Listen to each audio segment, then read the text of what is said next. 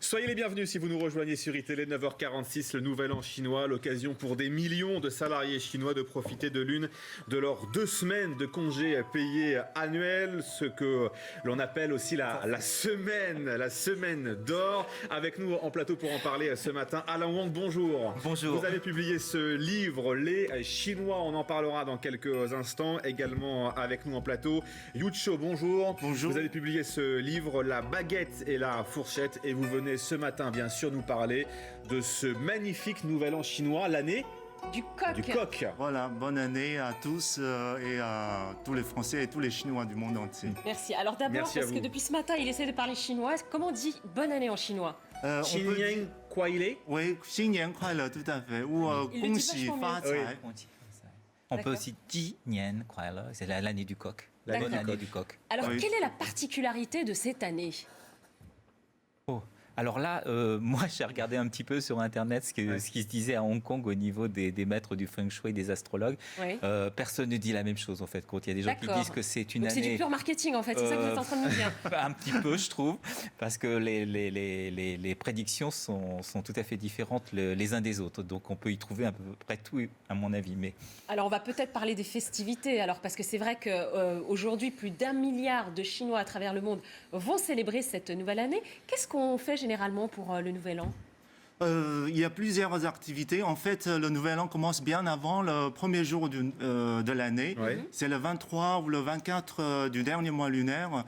Donc, on les célèbre surtout une cérémonie pour accompagner le dieu des fourneaux au palais céleste.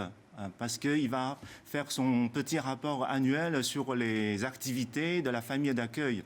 Et donc, on lui offre tout type d'offrandes, surtout des bonbons de maltose. D'accord. Une sorte de sucre très collant. Mais pourquoi? C'est pour qu'il ferme la bouche et ne pas dire des bêtises sur la famille. Ah, d'accord, ok. C'est ce que vous devriez faire. Oui, c'est ça, parfois. Vous avez raison. Sinon, il y a ce signe qui est magnifique, c'est le signe du bonheur Yucho. D'ailleurs, vous pouvez nous le dessiner bien en sûr, direct, avec en plaisir. plateau. Allez-y. Pendant que vous dessinez ce signe, Alain Wang, on nous a dit que ce sigle-là, on le mettait du bonheur sur les portes des maisons, mais à l'envers. Pourquoi ? pour attirer le bonheur, hein, c'est pour, je dirais, donner de la prospérité, du bonheur à la maison, etc. Bon, c'est une fête quand même à l'origine, on va dire, très rurale, hein, le Nouvel An chinois. C'était véritablement voilà, on voit le très joli fou. Venez, Waouh. regardez, c'est magnifique.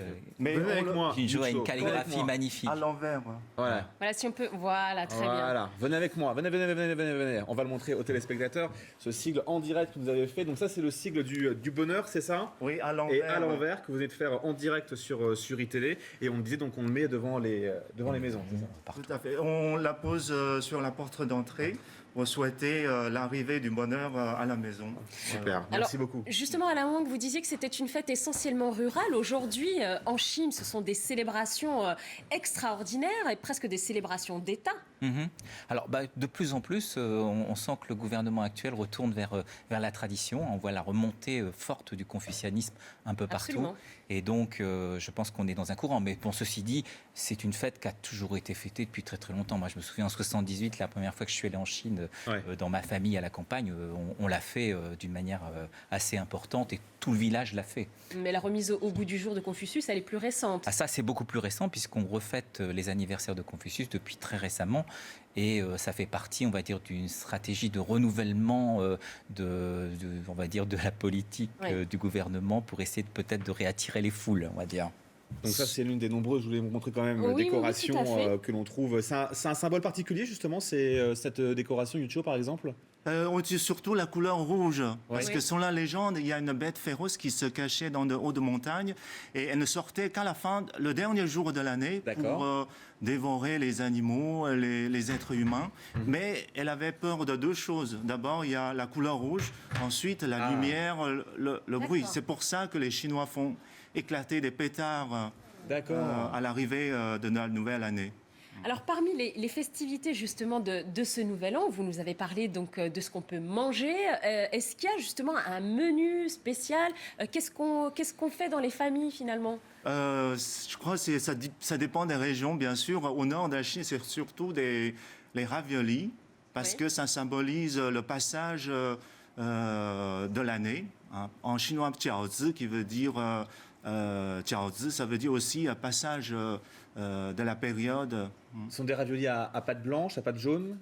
À pâte blanche. Mais D'accord. il est aussi coutume de mettre dans le farce, dans le plat farci, un morceau de sucre, une cacahuète, une date et une sapèque. Et chacun ont une signification. Alors la cacahuète, par exemple. Ouais, ce serait quoi la signification? C'est pour souhaiter l'arrivée d'un fils. Ah Oui. Et la sapèque, c'est bien sûr pour la bonne fortune. Donc si on tombe sur la cacahuète, on aura un fils, normalement. Tout le monde va tomber sur la cacahuète si on reste dans la farce. Ah d'accord, ok, excusez-moi. Ok, il y a plusieurs cacahuètes, d'accord, autant pour moi. Et vous me disiez en préparant cette émission que les Chinois aimaient beaucoup les jeux de mots. Oui, tout à fait. Bah, justement, À la Wang. Tiao, si je me trompe pas, Tiao Tzu, c'est aussi se revoir. On les fait ensemble, donc on les mange ensemble, et c'est un souhait véritablement de se revoir l'année suivante.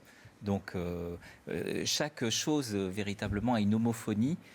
Puisqu'il y a très très peu de sons, on va dire, dans la langue chinoise, Ouais. et donc beaucoup d'homophonie. Chaque homophonie, à chaque fois, bien sûr, les Chinois ils sont très créatifs, donc ils ont essayé de jouer un petit peu là-dessus. Il y a aussi un plat de poisson, par exemple, mais sur la table du réveillon, mais on n'y mange pas. C'est pour le fait de ne pas manger, parce qu'en chinois, le mot poisson et abondance se prononce de la même manière. D'accord. Le fait de ne pas le toucher exprime le souhait d'avoir une année d'abondance. Alors, l'an dernier, le Nouvel An chinois n'avait pas pu être célébré comme il se doit suite aux événements qui ont eu lieu à Paris. Est-ce que cette année, la communauté chinoise s'est regroupée autour de cet événement festif ? Chaque année, la communauté chinoise fête le Nouvel An. Alors, d'une manière assez originale, parce qu'on a quand même, on va dire, 2 Nouvel An. Il y a un Nouvel An qui est plutôt dans le 13e, et Oui. qui est organisé par la communauté, on va dire, Chaozhou du 13e, qui sont des gens qui sont arrivés d'Asie du Sud-Est dans les années 70. Et on a un Nouvel An chinois qui est plus propre, on va dire, à la communauté chinoise de Wenzhou, qui arrive directement de Chine, qui, eux, étaient dans le 3e, et qui donc organisent des manifestations dans le 3e. Et justement, ce nouvel an, c'est aussi l'occasion de faire beaucoup d'offrandes à Bouddha.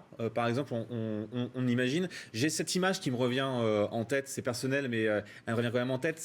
Ces fruits qu'on offre à Bouddha, ça signifie quoi, justement, ça, ces fruits, par exemple?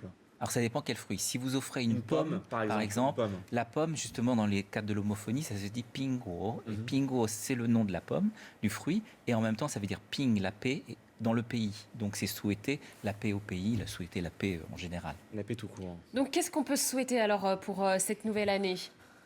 Une année de prospérité et de paix aussi. Je pense qu'on a assez vécu de toutes ces périodes dans l'année dernière, des moments tragiques. On espère bien que la nouvelle année du coq nous portera la chance. Alors si on se fie aux prévisions, des bonnes prévisions, ils disent qu'on sort véritablement de la crise et que Ah va y bah avoir voilà quelque une bonne chose. nouvelle. Les gens vont être beaucoup plus optimistes et Ah, ça va voilà. aller beaucoup mieux, etc. Donc on le souhaite pour tout le monde. Hein, Et Donc, véritablement. cocorico et bonne année. Et on vous donne ce matin, Et bien Jing sûr, à Yang vous Kuai qui Le. nous regardez également, ce signe, le signe du bonheur en chinois qu'on accroche à l'envers Voilà, sur les tout à portes fait. d'entrée des maisons pour se donner du bonheur toute l'année. Et on vous en souhaite bien sûr à toutes et à tous. Merci à vous Merci à tous Merci les deux. d'avoir été avec nous ce Merci. matin sur iTélé. À très bientôt. Au revoir.